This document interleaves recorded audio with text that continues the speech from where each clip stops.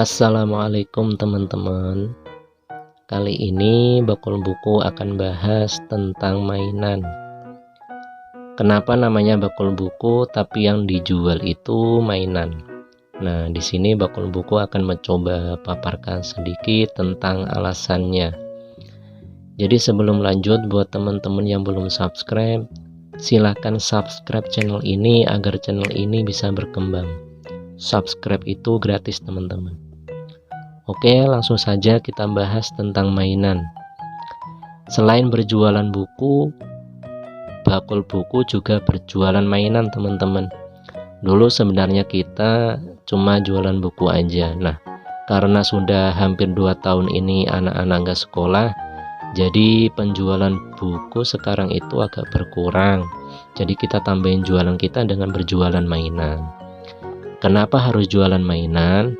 Nah, ini akan kita bahas teman-teman. Jualan mainan itu prospeknya bagus teman-teman. Alasannya begini. Bagi anak-anak, bermain merupakan cara mereka mengekspresikan rasa ingin tahu, mengutarakan perasaan, hingga mengeksplorasi dunia di sekitarnya. Itulah mengapa bermain menjadi bahasa utama anak-anak. Mainan adalah ribuan kata yang mereka kuasai dengan fasih, maka mainan identik dengan anak-anak. Demikian pula sebaliknya. Bermain juga bagian dari tugas perkembangan anak. Pada rentang usia 0 sampai 5 tahun misalnya, anak belajar berbagai hal dari bermain. Proses stimulasi untuk melatih berbagai keterampilan dasar anak justru dilakukan lewat bermain. Oleh karena itu, orang tua tak segan mengeluarkan dana lebih untuk membelikan anak mainan, baik membelinya langsung di toko mainan maupun secara online. Bisnis mainan sendiri termasuk bisnis yang tak lekang dimakan waktu, teman-teman. Bisnis ini akan tetap hidup selama anak-anak itu ada dan terus bertambah. Selain makanan, minuman, dan pakaian, bisa dibilang mainan adalah salah satu kebutuhan anak yang cukup sering dibeli.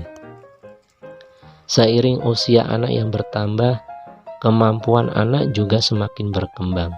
Maka berbeda pula jenis mainan yang ia mainkan. Mainan bayi tentu tak menarik lagi bagi si kecil yang sudah memasuki usia prasekolah. Demikian halnya dengan mainan anak SD, pasti sudah membosankan bagi si kakak yang mau masuk SMP. Wajar jika bisnis ini terdengar menjanjikan. Apalagi jenis mainan pun terus berkembang setiap tahun. Produsen berlomba-lomba menghadirkan mainan terbaru dengan harapan bisa laku di pasaran. Di sini peran pemasar dan distributor sangat penting agar produk tersebut bisa dikenal dan sampai ke tangan konsumen. Terus jualan mainan itu ada kelebihannya teman-teman. Dibandingkan dengan bisnis lain, menjual mainan memiliki kelebihan tersendiri. Beberapa kelebihan bisnis ini adalah: yang pertama, modal awal tidak terlalu besar. Mainan dikenal sebagai barang yang punya kisaran harga beragam teman-teman. Dari yang paling murah sampai yang paling mahal. Nah, kita tinggal menyesuaikan saja dengan modal awal yang kita miliki.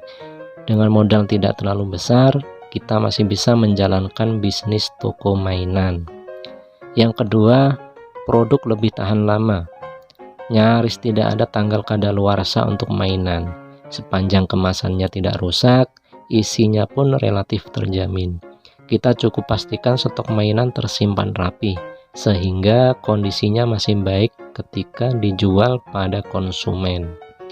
Yang ketiga, target pasar jelas.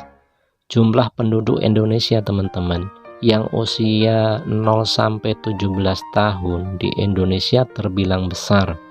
Dengan target pasar yang luas seperti ini, tentu membuat kita lebih mudah dalam melakukan pemasaran produk. Kita bisa fokus pada segmen anak-anak dengan membuat pengelompokan produk sesuai rentang usianya. Yang keempat, variasi produk beragam. Mainan punya beragam variasi produk. bisa dibedakan berdasarkan kategori usia dan gender. Bahan mainan juga bermacam-macam teman-teman. Namun pastikan kita menjual mainan yang terbukti aman untuk anak-anak. Kita bisa mengecek pada kemasan mainan apakah ada label petunjuk usia. Perhatikan pula cara penggunaan dan cara penyimpanan barang. Nah, penting kita ketahui untuk kemudian disampaikan kepada konsumen. Yang kelima, peluang repeat order besar. Maksudnya begini teman-teman. Anak mudah bosan dengan mainan yang ada. Umumnya, mainan baru akan dimainkan anak terus-menerus selama 1 hingga 2 minggu. Setelah itu, mainan hanya tersimpan di rak atau box. Selang 1 atau 2 bulan, anak mungkin sudah lupa dengan mainan tersebut dan ingin dibelikan yang baru. Sebagai orang tua, pastinya juga cenderung menuruti keinginan anak toh yo. Nah, ini keuntungan kita. Yang keenam, pilihan supplier banyak. Mainan termasuk jenis barang yang banyak disediakan supplier. Tentu ini tak lepas dari besarnya permintaan barang tersebut. Kita tinggal memilih mau yang buatan lokal atau impor. Jika memilih buatan lokal, Anda bisa mendatangi langsung produsen atau agen distributor untuk melakukan negosiasi. Seperti yang ada di video ini. Nah, ini kita lagi kolaan teman-teman di salah satu agen mainan di kota Samarinda. Jadi kalau kita ambil barang itu nggak cukup cuma ambil di satu toko teman-teman. Kita cari barang yang berkualitas dengan harga yang agak miring teman-teman. Jika Anda ingin berjualan mainan import, Anda cukup klik importer.co.id untuk mendapatkan produk asli Cina yang berharga murah. Nah teman-teman, itu saja yang bisa kita ulaskan di video ini. Bagi teman-teman yang ingin bisnis mainan atau bisnis apa saja, silahkan mulai dari sekarang. Mumpung ini masih diperbolehkan untuk berjualan. Nanti kalau sudah di lockdown, gak iso gerak awak dewe. Oke teman-teman, sekian dari kami Bakul Buku. Tetap dukung channel kami agar kami bisa berkembang. Nantikan video-video Bakul Buku selanjutnya. Wassalamualaikum.